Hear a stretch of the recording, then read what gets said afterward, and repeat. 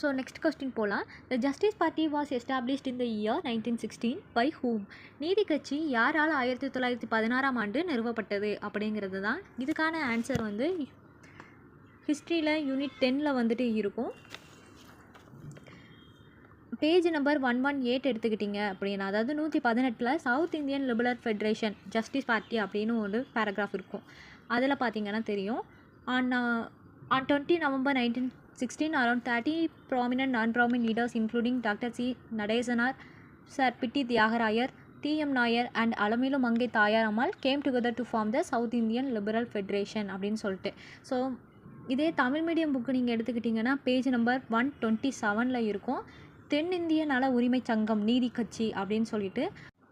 So இதில் பார்த்தாலுமே உங்களுக்கு தெரியும், டிஎம் நாயர் அண்ட் தியாகராஜ செட்டியார் அப்படிங்கிறவங்க எல்லாருமே சேர்ந்து தான் என்ன பண்ணியிருப்பாங்கன்னா ஜஸ்டிஸ் பார்ட்டி அப்படிங்கிற ஒன்றை உருவாக்கியிருப்பாங்க.